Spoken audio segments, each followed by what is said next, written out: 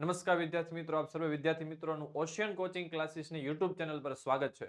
વિદ્યાર્થી મિત્રો, અમે આવી ગયા છે ગાલા અસાઇનમેન્ટ વર્ષ 2025 નું સંપૂર્ણ સોલ્યુશન લઈને. આપ સર્વે જાણો છો, હું પ્રિતેશ સંઘાણી. ગાલા અસાઇનમેન્ટ બુક આપણે સોલ્વ કરી છે ધોરણ 12 ની અંદર, વાણિજ્ય વ્યવસ્થા અને સંચાલન, પ્રશ્નપત્ર નંબર 2 સેક્શન સી, 2 માર્ક્સના પ્રશ્નો. વિદ્યાર્થી મિત્રો, તમે જાણો છો ગાલા અસાઇનમેન્ટ માર્કેટમાં લોન્ચ થઈ ચૂક્યું છે અને જેનું મૂલ્ય છે 300 રૂપિયા. પરંતુ જો તમે નીચે લિંક ડિસ્ક્રિપ્શનમાં આપી છે ત્યાંથી ખરીદી કરો છો અથવા તો મોબાઈલ નંબર ઉપર આપીને ઓર્ડર આપીને ખરીદી કરો છો તો માત્ર 290 રૂપિયામાં મળશે અને વિદ્યાર્થી મિત્રો હોમ ડિલિવરી ફ્રી છે. તમારા ઘરના સ્થળ સુધી આ અસાઇનમેન્ટ પહોંચી જશે. નવનીત પ્રકાશને આ વર્ષે એક એપ્લિકેશન લોન્ચ કરી છે જેનું નામ છે સ્માર્ટ ડીજી બુક, જેની અંદર તમને સંપૂર્ણ ગાલા અસાઇનમેન્ટ મટીરિયલ તરીકે મળી જશે. સ્માર્ટ ડીજી બુક તમારે ડાઉનલોડ કરવાની રહેશે. અહીં આપેલી માહિતી તમારે ફિલઅપ કરવાની રહેશે. આ બધી જ માહિતી, આ QR કોડ સ્કેન કરવાનો રહેશે. અહીં એક એક્સેસ કોડ આપ્યો છે, એ કોડ નાખશો એટલે એમાં એપ્લિકેશન ઓપન થઈ જશે અને સંપૂર્ણ મટીરિયલ તમને નવનીત અને ગાલા અસાઇનમેન્ટનું મળી જશે. આપ સર્વે જાણો છો ગાલા 21 અપેક્ષિત પ્રશ્ન સંગ્રહ પણ લોન્ચ થઈ ચૂકી છે અને જો તમે ખરીદી કરવા માંગો છો લિંક પરથી અથવા તો અહીં ઓર્ડર મોબાઈલ નંબરમાં પણ ફોન કરીને ઓર્ડર મેળવી શકો છો. વિદ્યાર્થી મિત્રો, 300 થી વધુની ખરીદી પર 15% સુધી ડિસ્કાઉન્ટ છે. કોડ છે NAV15 અને 500 થી વધુની ખરીદી પર વિદ્યાર્થી મિત્રો 20% ફ્લેટ ડિસ્કાઉન્ટ છે. કોડ છે NAV20. તો નીચે લિંક આપી છે ત્યાંથી પણ ઓર્ડર આપી શકો છો અથવા તો વિદ્યાર્થી મિત્રો તમે લિંક આપેલી છે ત્યાંથી ઓર્ડર નથી આપવા માંગતો તો મોબાઈલ નંબર પણ આપેલો છે ત્યાંથી પણ ઓર્ડર આપી શકો છો. ચર્ચા કરીએ સેક્શન સી. 2 માર્ક્સના પ્રશ્નો છે. 17 માંથી કોઈ પણ 13 લખવાના છે. માગ્યા મુજબ લખવાનું રહેશે. સંચાલનની ઉચ્ચ સપાટીમાં કોનો સમાવેશ થાય છે? આપણે જાણીએ છીએ કે જે ટ્રાયેંગલ આપેલું છે, ત્રિકોણ, એમાં ઉચ્ચ સપાટીમાં કોણ હોય? તો ઉચ્ચ સપાટીમાં CEO છે, સંચાલક મંડળ છે, એને ઇંગ્લિશમાં BOD કહેવાય સંચાલક મંડળને. પછી CFO છે, COO છે. CFO એટલે કંપની ફાઇનાન્સ ઓફિસર, COO એટલે કંપની ઓપરેટિંગ ઓફિસર.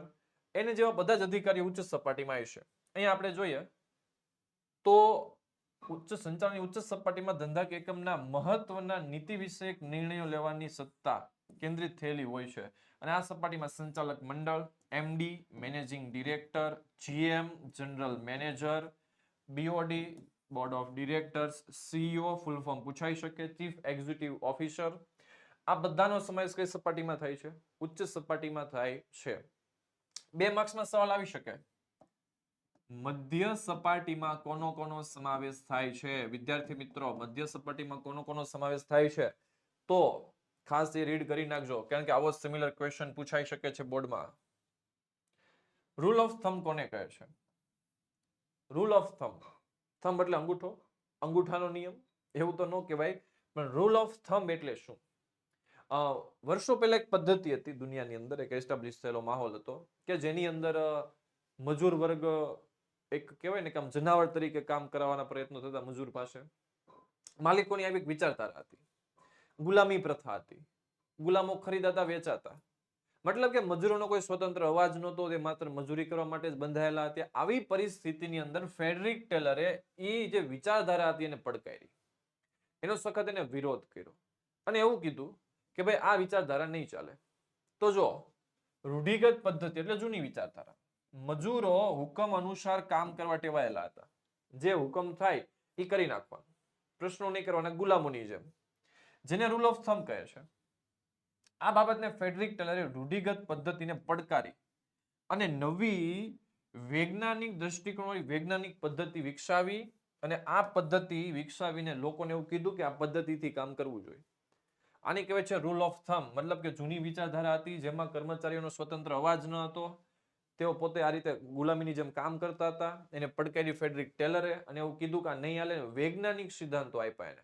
આપણને ખબર છે અલગ અલગ 8 થી 9 વૈજ્ઞાનિક સિદ્ધાંત છે, એ મુજબ કામ કરવા માટેના પ્રયત્નો કરવાનું કીધું. ત્યાર પછી હેતુ નિર્ધારણ એટલે શું અથવા તો હેતુ નિર્ધારણ એટલે શું? હેતુ નિર્ધારિત કે હેતુ નિર્ધારણ એટલે શું?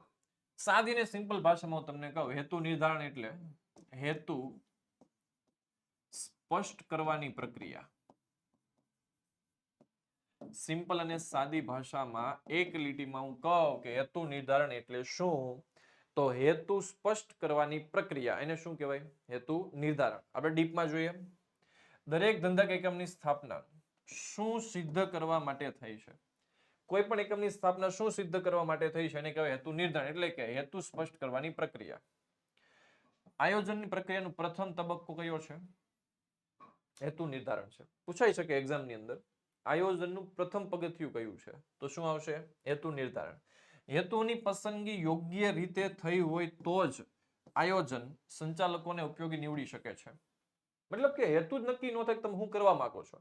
હવે તમે 12માં છો તો તમારો હેતુ સ્પષ્ટ હોવો જોઈએ કે ભાઈ આપણે 12માં છે તો આપણો હેતુ અત્યારે એજ્યુકેશનલ હોવો જોઈએ.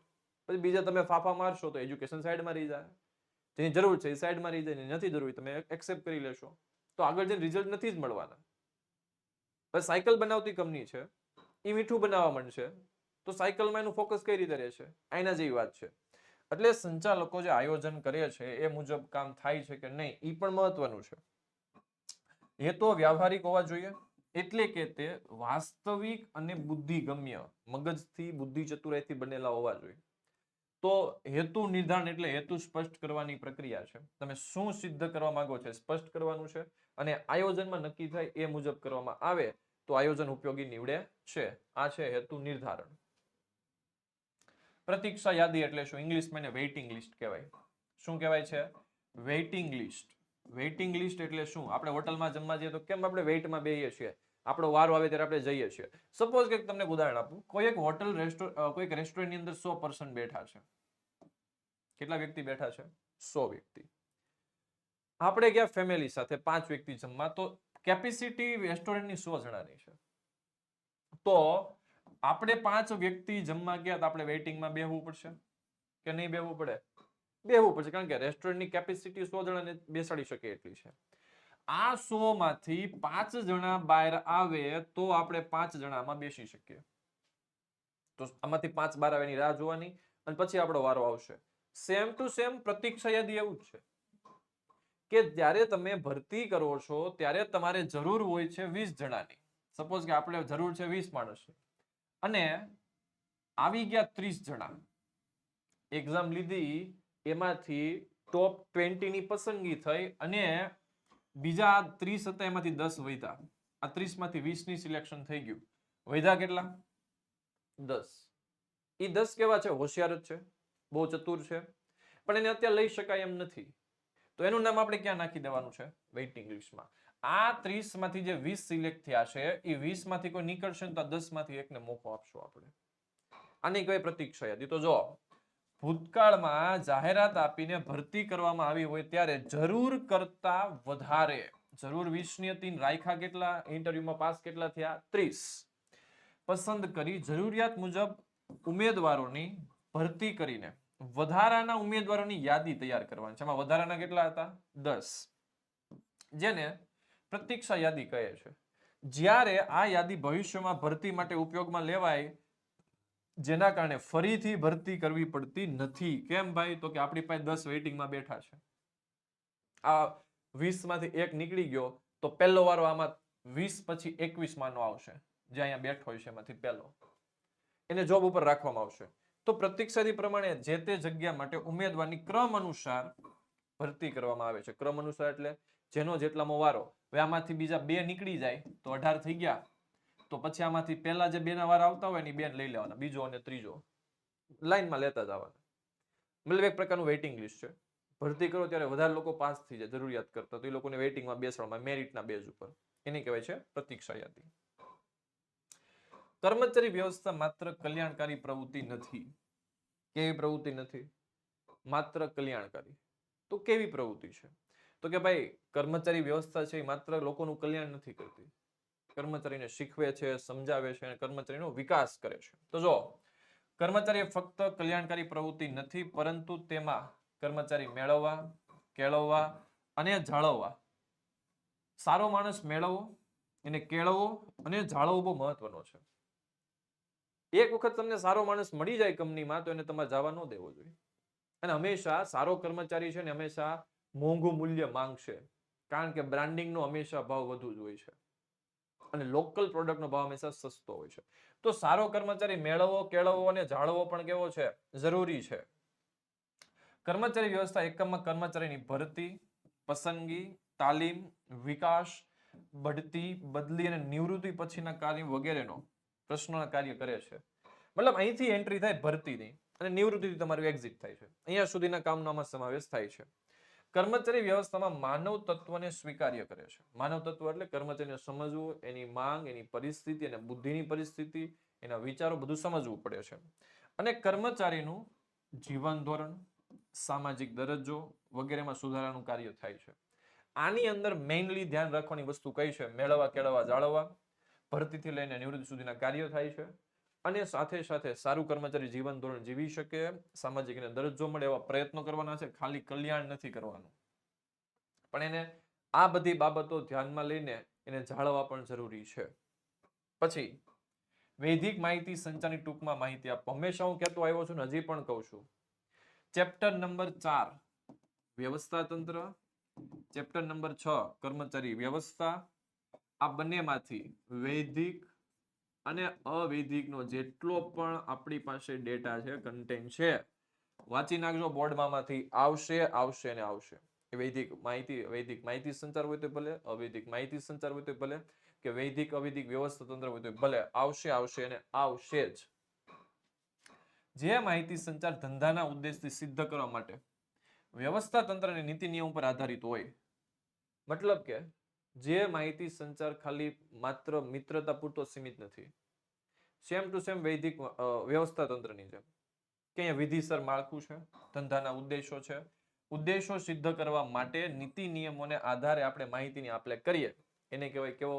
વૈદિક માહિતી સંચાર. મતલબ કે કંપનીમાં તમે જે માહિતીની આપલે કરો છો, કાગળિયા લખીને મેમો આપો છો, નોટિસ આપો છો, પરિપત્ર આપો છો, એ બધો કેવો માહિતી સંચાર છે? વૈદિક, કે જેમાં શું લાગુ પડે છે? નીતિ નિયમો. વૈદિક માહિતી સંચારનો ઉદ્દેશ અંકુશ અને સંકલનનો હોય છે. તમને તમારા માલિકો ઉપરથી કોઈ નિયમ કે માહિતી દેશે તો તમારી ઉપર નિયંત્રણ થાય અથવા તો તમારી સાથે કોઓર્ડિનેશન કરી શકાય એટલા માટેનો હોય છે. વૈદિક માહિતી સંચાર સમજવામાં સ્પષ્ટ અને સરળ હોય છે, કારણ કે મેક્સિમમ વૈદિક માહિતી સંચાર લેખિતમાં હોય છે. પત્ર, પરિપત્ર, મેમો, નોટિસ વગેરેના સ્વરૂપમાં હોય છે. માહિતી કોને મોકલશે તે અગાઉથી નક્કી હોય છે, આપણને બધાને ખબર જ છે. ઉદાહરણ તરીકે કોઈ સીઈઓ છે, એ માહિતી કોને આપશે? તો કે એની નીચે કોણ છે? તો કે જનરલ મેનેજર છે. જનરલ મેનેજર એની નીચે કોને માહિતી આપશે? તો કે નીચે કોઈ બીજા કર્મચારીઓ છે. તો અગાઉથી નક્કી છે કે ઉપરથી તમને કોણ માહિતી આપશે અને તમારે કોને માહિતી આપવાની છે, કન્ફર્મ છે. તો અગાઉથી જ માહિતી કોને આપવાની છે તે નિશ્ચિત હોય છે. જેમાં તમને ઉદાહરણ પણ આપ્યું છે, જરૂર પડે તો તમે એડ કરી શકો છો. મેં તમને કીધું એમ નોટિસ, મેમો વગેરેનો એમાં સમાવેશ થાય છે. તો વૈદિક માહિતી સંચાર એટલે ઉદ્દેશોને સિદ્ધ કરવા માટે નીતિ નિયમોની મદદથી થતો માહિતી સંચાર, જેની અંદર અંકુશ અને સંકલન હોય છે, એ પણ એડ કરી દેવાનું છે. અને સમજવામાં સ્પષ્ટ અને કેવો છે? સરળ. અગાઉથી નિશ્ચિત હોય છે કોણ કોને માહિતી આપશે. આ ખાસ જે મેં અંડરલાઈન કરી છે બાબતો ધ્યાનમાં લેજો. નેક્સ્ટ, અંકુશ એ રચનાત્મક પ્રવૃત્તિ છે. અમુક વિધાન છે આ ચેપ્ટરના, એ 4-5 વિધાન ખાસ કરી નાખજો. જે હું બોલું છું એ ધ્યાનથી સમજીને તૈયાર કરી નાખજો. એમાંથી આવશે આવશે ને આવશે જ બોર્ડમાં. એક રચનાત્મક પ્રવૃત્તિ છે અંકુશ. બીજું, અંકુશ અને આયોજન એક સિક્કાની બે બાજુ છે. આ બીજું વિધાન છે. ત્રીજું, અંકુશ એ પરિવર્તન સામે રક્ષણ આપે છે. ત્રીજું. ચોથું, આયોજન અંકુશનો જન્મદાતા છે. આ ચોથું થયું. અને પાંચમું, આયોજન ને ભવિષ્ય સાથે સંબંધ છે. આ 5 વિધાન ચકાચક કરી નાખજો. આમાંથી 2 માર્ક્સમાં આવશે આવશે ને આવશે. કદાચ 2 વિધાન આવે ને તો ખોટું નહીં. હવે અંકુશ રચનાત્મક કઈ રીતે છે? રચના કરવી એટલે શું? રચના કરવી એટલે સર્જન કરવું. હવે અંકુશ કઈ રીતે સર્જન કરે છે તો જોઈએ. જો અંકુશનો ઉદ્દેશ કર્મચારીની કાર્ય સ્વતંત્રતા પર તરાપ મારવાનો નથી. મતલબ કે તમે જે કામ કરો છો એની ઉપર માથે બેહી જવું, એક ધારી નજર રાખવી, ગુલામી કરાવડાવવી, એવો નથી. તો કે સ્વતંત્રતા પર તરાપ મારવા નથી, પરંતુ કર્મચારીઓ આયોજન પ્રમાણે કાર્ય કરે છે કે નહીં તે જોવાનું છે. એક ધારું માથે બેહી ન જવાનું. ડેટા જોયા કરવાના, ભાઈ કાલે એટલું ઉત્પાદન થયું, આજે એટલું ઉત્પાદન, આને આટલું કામ આપ્યું છે, એટલા સમયમાં કામ થઈ જવું જોઈએ, એ જોવાનું કામ છે. એની ઉપર ગુલામી કરાવડાવી માથે બેન એવું નથી. અને માર્ગદર્શન આપવાનું છે. આમ અંકુશ નિષેધાત્મક નથી. મતલબ કે ટોર્ચરિંગની પ્રવૃત્તિ નથી. માથે બેહી જાવ એક ધારું તાનાશાહી કરવી એવું નથી, પરંતુ વિધેયાત્મક છે. એને શીખવાડવાનું કામ છે. અંકુશ એ કર્મચારીની પ્રવૃત્તિઓ પર ચકાસણી કરવાની અને ભૂલો સુધારવાની પ્રક્રિયા છે. ભૂલો કરે તે ભૂલ સુધારવી પડશે અને ભૂલો ફરીથી ન થાય એનું ધ્યાન રાખવાનું છે. તો ભૂલો ફરીથી નહીં થાય તો વ્યક્તિ કંઈક સર્જન કરે છે, પોતાનામાં કંઈક શીખે છે. એટલે કેવી પ્રવૃત્તિ થઈ? રચનાત્મક થઈ. રીઝન અહીંયા એ છે, એ રચનાત્મક પ્રવૃત્તિ છે ને એનું કારણ આ છે, એ કંઈક શીખે છે, એનું સર્જન થાય છે. તો જો ધ્યાનમાં રાખવાની બાબતો, સ્વતંત્રતા પર તરાપ નથી મારતો, આયોજન પ્રમાણે કાર્ય કરે છે કે નહીં જોવે છે, જરૂર નહીં તો માર્ગદર્શન આપે છે, પ્રવૃત્તિઓની ચકાસણી કરવાની જવાબદારી છે, ભૂલો સુધારવાની જવાબદારી છે, ભૂલો ભવિષ્યમાં ન થાય એ ધ્યાન રાખવામાં આવે છે. એટલા માટે વ્યક્તિને અપડેટ કરે છે. એટલે કેવી પ્રવૃત્તિ છે? રચનાત્મક પ્રવૃત્તિ છે. અંકુશનો હેતુ સુધારાલક્ષી પગલા લેવાનો છે. આનો જવાબ તમને મળશે ટેક્સ્ટ બુકની અંદર, જે અંકુશની પ્રક્રિયા આપી છે એમાં છેલ્લો મુદ્દો છે સુધારાલક્ષી પગલા. તો જો આયોજન દ્વારા જે ધ્યેય લક્ષ્યાંક નક્કી કરવામાં આવે છે તે સિદ્ધ થાય છે કે નહીં તે જોવાનું કાર્ય કોનું છે? અંકુશનું છે. કે આયોજનમાં જે પ્લાનિંગ થયું છે, આયોજન મુજબ જે કામ નક્કી થયા છે એ કામ થાય છે કે નહીં જોવાનું કામ કોનું છે? અંકુશનું છે. અંકુશમાં થયેલી કામગીરીને નક્કી કરેલા ધોરણોના લક્ષ્યાંકો સાથે સરખાવવામાં આવે છે. કંપનીએ નક્કી કર્યું કે 2024માં આપણે 100 કરોડનો પ્રોડક્ટ વેચવી છે, સેલ કરવી છે. તો એ સેલ થાય છે કે નહીં, આપણો ઉદ્દેશ સિદ્ધ થાય છે કે નહીં, આપણો ટાર્ગેટ પૂરો થાય છે કે નહીં જોવાનું કામ કોણ કરે છે? અંકુશ કરે છે. વિચલનના કારણે સરખામણી દ્વારા શોધી કાઢવામાં આવે છે. વિચલનો હોય, ભૂલ, ખામી, ત્રુટી, એને કહેવાય વિચલન. કોઈ ભૂલ, ખામી, ત્રુટી આવે તો એ જોવાની છે ને એને સુધારવાની જવાબદારી કોની છે? અંકુશની છે. સામાન્ય વિચલનો સ્વીકાર્ય છે, મતલબ સામાન્ય વિચલનો સ્વીકાર્ય કઈ, નાની મોટી ભૂલ હોય તો થોડું ઘણું નજરઅંદાજ કરી શકાય, પરંતુ અસામાન્ય કે અસ્વીકાર્ય વિચલનો હોય તેમાં સુધારાલક્ષી પગલા લેવામાં આવે છે. કેવા પગલા લેવામાં આવે છે? સુધારાલક્ષી. મોટી ભૂલ હોય, બહુ મોટા પ્રશ્નો ક્રિએટ થાય છે, ભવિષ્યમાં બહુ મોટા પરિણામ ભોગવવા પડે એમ છે, એવા પ્રશ્નો હોય તો એમાં સુધારાલક્ષી પગલા લેવામાં આવે છે. તેથી આને કેવા કહે છે? સુધારાલક્ષી પ્રવૃત્તિ કહે છે. ત્યાર પછી મૂડી માળખું એ માલિકીની મૂડી અને દેવાનું મિશ્રણ છે. મતલબ કે મૂડી માળખું બે ભેગું છે, મિલકત હોય છે ને દેવાય છે. હવે તમે ભણો છો એકાઉન્ટની અંદર તો તમે જોવો છો કે પાકું સરવૈયું છે, એની અંદર મૂડી મિલકત હોય છે ને દેવાય છે, બે છે. તો હવે તમને થોડોક આઈડિયા આવ્યો છે કે મિલકતોને દેવા કઈ રીતે છે. કંપની અલગ અલગ જામીનગીરીમાંથી જરૂરી મૂડી ભંડોળ મેળવી શકે છે. મતલબ કે કંપનીને પૈસા જરૂર છે તો એ ડિબેન્ચર બહાર પાડી શકે છે, શેર બહાર પાડી શકે છે, જરૂર જણાય તો સરકાર બોન્ડ બહાર પાડી શકે, નાણાં જરૂર હોય તો બધું બહાર પાડીને નાણાં મેળવે છે. તો જરૂરી મૂડી ભંડોળ ઊભું કરે છે.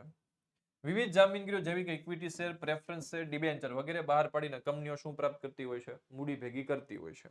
મતલબ કે પોતાની જે માલિકીની મૂડી છે એ વેચે છે, પોતાના શેર વેચે છે અને પબ્લિકમાં પૈસા લે છે અને એ પૈસા પાછા એ લોકો ધંધામાં લગાવે છે. આ જામીનગીરીઓ કેટલા પ્રમાણમાં બહાર પાડવી તે નિશ્ચિત કોણ કરતા હોય છે?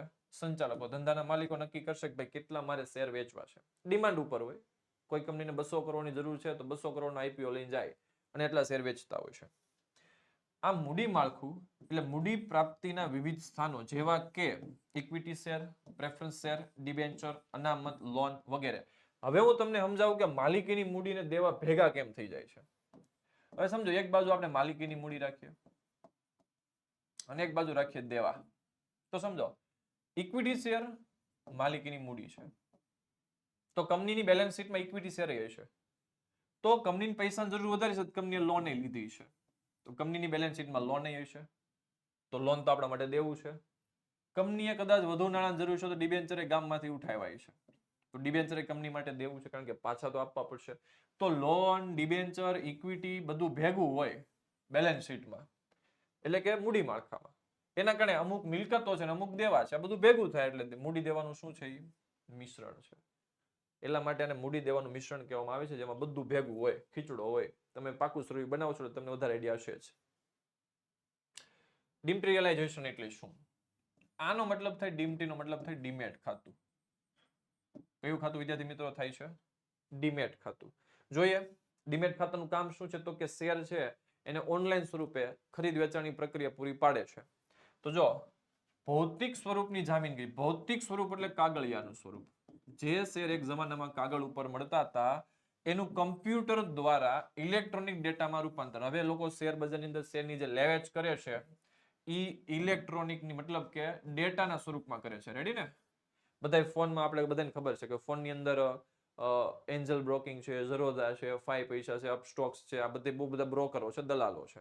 તો મોબાઈલમાં તમે શેરની લે વેચ કરી શકો છો. એક જમાનો હતો જ્યારે ભૌતિક સ્વરૂપમાં કાગળમાં વહીવટ થતો હતો, તમારે બોમ્બે જવું પડે, બિલ્ડિંગ હતું બીએસસી બિલ્ડિંગ, એમાં ચોથા માળે બધો વહીવટ થતો, પણ હવે એવું કઈ નથી.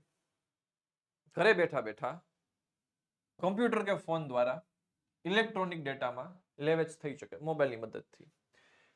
ટૂંકમાં ડિમેટરીલાઇઝેશન એટલે ડીમેટ ખાતું, કે ડીમેટ ખાતું તમારા ફોનમાં ખોલાવો, તમે શેરની લે વેચ કરી શકો છો. ડિપોઝિટરી ધારો 1996 અન્વયે રોકાણકારોને ભૌતિક સ્વરૂપે અથવા તો ડિમેટરીલાઇઝ સ્વરૂપે જામીનગીરીઓ ધારણ કરવાનો વિકલ્પ મળ્યો છે. 1996 થી પહેલા કોમ્પ્યુટરમાં લે વેચ થતી, પછી થોડુંક સુધર્યું છે સ્થિતિ, હવે મોબાઈલમાં આવી ગયા છે. મોબાઈલમાં પણ ઘર બેઠા વહીવટ કરી શકીએ છીએ. રોકાણકારે ડિપોઝિટરીની સેવા પ્રાપ્ત કરવી હોય તો તેને ડિપોઝિટરી પાર્ટિસિપન્ટ પાસેથી ડીમેટ ખાતું ખોલાવવું પડે છે. ડિપોઝિટરી પાર્ટિસિપન્ટ કોણ છે? તો કે શેર દલાલો છે. આ શેર દલાલ તમારું ડીમેટ ખાતું ખોલે છે. જેમ કે શેર દલાલ કોણ? એન્જલ બ્રોકિંગ છે, ઝરોદા છે, અપસ્ટોક્સ છે, 5 પૈસા છે, શેર ખાન છે, આ બધી બ્રોકર છે, એ લોકોના નામ બોલ્યો છું.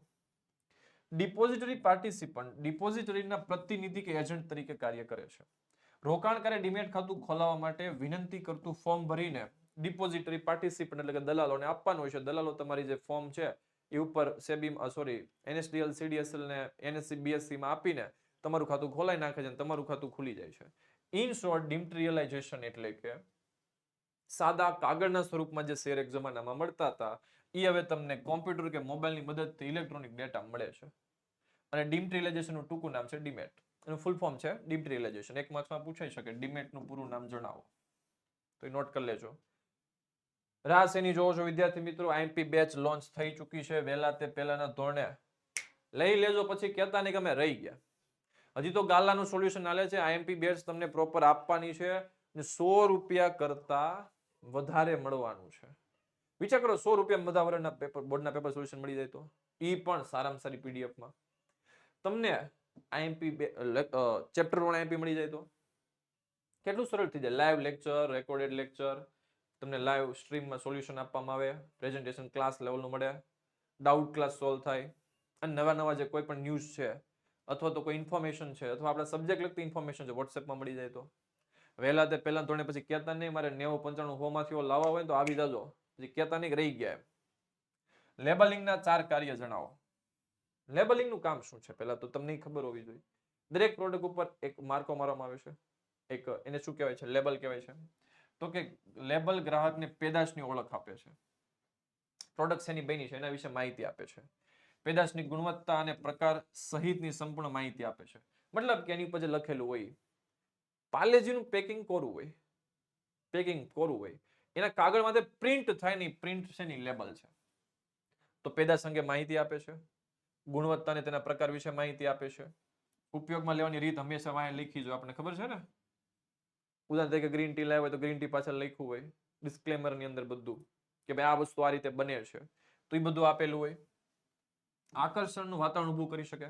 આપણે બધાને ખબર છે દુકાને કોઈ બાળક જાય ને તો આમ જોવે દુકાનમાં, પીળી થેલી ઉપર આંગળી કરે, લાલ થેલી ઉપર આંગળી કરે એટલે આપી દો. કેમ? તો કે ઈ છે ને લેબલ આકર્ષણ ઊભું કરે છે. જાહેરાત અને વ્યક્તિગત વેચાણમાં મદદરૂપ થાય છે. આ મેં 5મો મુદ્દો કહી દીધો. માંગ્યા છે કેટલા? 4. તો પેદાશની ઓળખ આપે છે, ગુણવત્તા વિશે લખી શકે, ઉપયોગમાં રીત જણાવે છે અને આકર્ષણ ઊભું કરે છે. આ વિવિધ મુદ્દા બીજા બધા પણ આપ્યા છે, તમને જે સારા લાગે એ લઈ લેજો. પેદાશ વિભાવનાની સમજૂતી આપો. ચેપ્ટર 10 ની અંદર 2 માર્ક્સની અંદર જો કોઈ ક્વેશ્ચન ધ્યાનમાં લેવા હોય તો એ ધ્યાનમાં લેવા હોય તો હું તમને સજેસ્ટ કરીશ કે માલનો સંગ્રહ શા માટે કરવો જોઈએ, લેબલિંગ પર સવાલ હમણાં ગયો એ કરવો જોઈએ, બ્રાન્ડિંગના કાર્ય પાકા કરવા જોઈએ ખાસ, પેદાશ વિભાવના કરવી જોઈએ, પછી સારા વેચાણકર્તાના લક્ષણો 2 માર્ક્સમાં કરવા જોઈએ, પ્રસિદ્ધિ અંગેની ભૂમિકાઓ 2 માર્ક્સમાં પાકી કરવી જોઈએ. આ સવાલ જે હું બોલ્યો છું ખાસ કરી નાખજો, બોર્ડમાં એમાંથી જ આવશે મોટા ભાગના ક્વેશ્ચન. પેદાશ વિભાવનાની સમજૂતી આપો, ચર્ચા કરી લઈએ. પેદાશ વિભાવનામાં ગુણવત્તા ઉપર ભાર આપવામાં આવે છે. અહીંયા ફોકસ થાય છે ક્વોન્ટિટી પર નહીં, ક્વોલિટી. અમારે જોઈએ છે ક્વોલિટી, લોકલ વસ્તુ નથી જોતી. તો પેદાશ વિભાવનામાં ગુણવત્તા ઉપર ભાર મૂકવામાં આવે છે. ગ્રાહકો પેદાશની ગુણવત્તાના આગ્રહી છે. આવું અહીંયા કહે છે. જો કે આપણા લોકો તો મોટા ભાગે સસ્તું જ ગોતતા હોય, શનિવારે રવિવારે મને માટા મારી. પણ એવું માનવામાં આવે છે અમુક દેશોમાં કે જ્યાં ગ્રાહકો હંમેશા ક્વોલિટી, ગુણવત્તાને મહત્વ છે, તો માનવામાં આવે છે તેથી સંચાલકો પેદાશની ગુણવત્તામાં સતત સુધારો કરતા રહે છે. તમે જો આઈફોન 1 પછી 2 3 4 5 આવ્યા, તો દરેક આઈફોન ની અંદર અપડેટ આવ્યું છે. X11 12 13 14 15 આ બધાની અંદર ગુણવત્તામાં કાયમ માટે શું થયો છે? સુધારો થયો છે. તો જ કસ્ટમર તમને સ્વીકારશે. પેદાશ વિભાવનામાં ઉત્પાદકો ઉચ્ચ ગુણવત્તાના આપત્તિ પેદાશો બજારમાં ઊંચી કિંમતે મેળવે છે. ઉચ્ચ ગુણવત્તાવાળી પેદાશો ઊંચી કિંમતે બજારમાં મૂકે છે. એનો રીઝન શું છે? એપલનો ફોન બાળકો મેન્યુફેક્ચર છે ને બહુ ઓછા રૂપિયામાં થાય છે. એક કેસ સ્ટડી પ્રમાણે $20 તૈયાર થઈ જાય છે અને બજારમાં એ 1.5 લાખ રૂપિયા સુધીમાં વેચતા હોય છે. એનો ભાવ બ્રાન્ડિંગનો ભાવ લે છે, ગુણવત્તાનો ભાવ લે છે અને વિકાસના કાર્યક્રમો સતત કરતા રહ્યો છે. તો કહેવાનો મીનિંગ શું છે? ગુણવત્તામાં ફોકસ થાય છે, ગુણવત્તાને અપડેટ કરવામાં આવે છે કાયમ માટે અને ઉત્પાદકો ઊંચી કિંમત મેળવીને આવી પેદાશો વેચી શકે છે. પેદાશ વિભાવનામાં મેઇન ફોકસ રાખવાનું છે ક્વોલિટી, ગુણવત્તા ઉપર. સારા વેચાણકર્તાના કોઈ પણ 4 લક્ષણો હમણાં ચર્ચા કરીને સવાલે આવી ગયો. સારો વેચાણકર્તા એટલે એક સેલ્સમેન કેવો હોવો જોઈએ? તો જો સ્માર્ટ, ચાલાક, વાચાળ અને તંદુરસ્ત હોવો જોઈએ. બીજું, કુશળ, બુદ્ધિ, ચતુરાઈ વાળો હોવો જોઈએ, આવડત વાળો હોવો જોઈએ. ગમે બાટલી મૂતા દે સેલ્સમેન એવો હોવો જોઈએ. ગમે એવી પ્રોડક્ટ હોય, કચરું હોય તો એ વેચી નાખે, ગમે બાટલી મૂતર એવો સેલ્સમેન હોવો જોઈએ. બીજું, નવી પેદાશ રજૂ કરવાની એમ સારામાં સારી એક શૈલી હોવી જોઈએ, રીત હોવી જોઈએ. એવી રીતે આમ પ્રેઝન્ટેશન આપવું જોઈએ સાંભળવા સીધું ગળે ઉતરી જાય. એ કે આ કે બધું સાચું છે, ભગવાન છે એમ માની લેવો જોઈએ. પછી ટેકનિકલ માહિતી વાળો હોવો જોઈએ. ટેકનિકલ માહિતી એટલે તમે કોઈ પ્રોડક્ટ બતાવો છો ને કસ્ટમર ક્વેશ્ચન પૂછીને આપણી પાસે જવાબ ન હોય તો આપણે બોઠા પડવી. તો સેલ્સમેન પાસે ટેકનિકલ જ્ઞાન હોવું જોઈએ. તો આ 4 મુદ્દા ખાસ વિદ્યાર્થી મિત્રો કરી નાખો, કારણ કે પૂછ્યા છે કેટલા 4 બીજા સજેસ્ટ કર્યા છે. તમને જો યોગ્ય લાગે તો તમે લઈ શકો છો. તો તંદુરસ્ત હોવો જોઈએ, સ્માર્ટ હોવો જોઈએ, બુદ્ધિવાળો હોવો જોઈએ, પ્રેઝન્ટેશન સારું આપે એવો હોવો જોઈએ અને ટેકનિકલ માહિતી પૂરી પાડે એવો કોણ હોવો જોઈએ? સેલ્સમેન હોવો જોઈએ. જાહેર હિતની અરજી વિશે ટૂંકમાં માહિતી આપો. ચેપ્ટર નંબર 11 ની અંદર જો હું તમને કોઈ સજેસ્ટ કરતો હોય 2 માર્ક્સના સવાલ, તો એ છે ટ્રસ્ટીશિપનો સિદ્ધાંત, એક 2 માર્ક્સમાં આવી શકે છે. પછી આવી શકે છે જાહેર હિતની અરજી, લોક અદાલત, પછી પર્યાવરણ સુસંગત પેદાશો, પછી 2 માર્ક્સમાં ગ્રાહક શોષણના વિવિધ રીત કે પ્રકાર. આ ખાસ આ જો બોલ્યો છું ક્વેશ્ચન કરી નાખજો. જાહેર હિતની અરજી વિશે જણાવો. જાહેર હિતની અરજી ક્યાં થાય? ભણીને આપણે થાકી ગયા. સુપ્રીમ કોર્ટ જે અમારી સાથે જોડાયેલા છે પહેલા વિડીયોથી આપણે બહુ વાર ભણેલા. જાહેર હિતની અરજી સુપ્રીમ કોર્ટ અને કઈ કોર્ટમાં થાય છે? હાઈકોર્ટમાં. હાઈકોર્ટ એટલે વડી અદાલત અને સુપ્રીમ એટલે સર્વોચ્ચ અદાલત. આ ગુજરાતીમાં ઘણા બાળકોને કન્ફ્યુઝન, તો ગુજરાતીમાં એનું કરી દીધું છે. એ કોર્ટની અંદર થાય છે. અમુક કન્ડિશન્સ છે, જોઈ લો પહેલા. કેટલીક બાબતો સમગ્ર સમાજને અસર કરતી હોય છે. જે વ્યક્તિ કે સમૂહનો પ્રશ્ન હોય, નુકસાન થતું હોય, મારું નુકસાન થતું હોય અથવા આખા સમાજનું નુકસાન થતું હોય, તો પોતાના વતી કે સમૂહ વતી, મારા વતી કે આખા સમાજ વતી કાગળ ઉપર એક અરજી લખીશ હું, અને એ અરજી સીધી વડી અદાલત અથવા તો સર્વોચ્ચ અદાલતમાં મોકલીશ અને કોર્ટ એ અરજી વાંચીને યોગ્ય લાગે તો તમારો કેસ દાખલ કરીને પક્ષકારને કોર્ટમાં હાજર થવા માટે સમન્સ મોકલશે. સમન્સ એટલે કે લેટર મોકલશે, સુનાવણી કરશે અને તમને યોગ્ય ન્યાય આપશે. આને કહેવાય જાહેર હિતની અરજી. વ્યક્તિ પોતાના માટે કે સમાજ માટે જો નુકસાન થતું હોય તો કાગળ ઉપર સીધી અરજી લખીને સુપ્રીમ કોર્ટ કે હાઈકોર્ટમાં અરજી મોકલશે. કોર્ટ અરજી વાંચશે અને તમને યોગ્ય ન્યાય કરશે. પછી છે ખરીદેલી વસ્તુનું બિલ શા માટે જરૂરી છે? આ જો ક્વેશ્ચન છે ને 5મા 6ઠા ધોરણનો છે કે બિલ હોય તો શું થાય. હવે જોઈ લો, ટેકનિકલ ચર્ચા કરી લઈએ કે ગ્રાહક જ્યારે કોઈ પણ વસ્તુ કે સેવાની ખરીદી કરે ત્યારે વેચાણકર્તા પાસેથી બિલ મેળવવું જ જોઈએ. શા માટે? જો ખરીદેલી વસ્તુ કે સેવા નુકસાની વાળી હોય તો વચનથી ઉતરતી કક્ષાની હોય, લો ક્વોલિટીની, વખાણ કરીને પકડાઈ દીધું હોય, તો ગ્રાહકોના અધિકારોનો ભંગ કરતી હોય, આ અંગે તમે સુરક્ષા ફોરમ કે કોર્ટમાં ફરિયાદ કરી શકો છો. બિલ છે, એવિડન્સ છે, પુરાવો છે, તો એ હોવો જરૂરી છે. તો જ તમે તમારી જે ફાઇલ કરવા માંગો છો કેસ, એ થઈ શકે છે અને તમે ન્યાય મેળવી શકો છો. પણ એના માટે આપણી પાસે શું આવવું જોઈએ? પાક્કું બિલ, કાચો કાગળિયો નહીં. કાચા કાગળિયાને કાંઈ ન આવે. પાક્કું બિલ હોય ને તો વહીવટ થાય, નકર વહીવટ થઈ શકતો નથી. ઉદારીકરણનો અર્થ આપો. વર્ષ 1991 ની અંદર આખો ચેન્જ આવ્યો છે. ઉદારીકરણમાં શું થયું?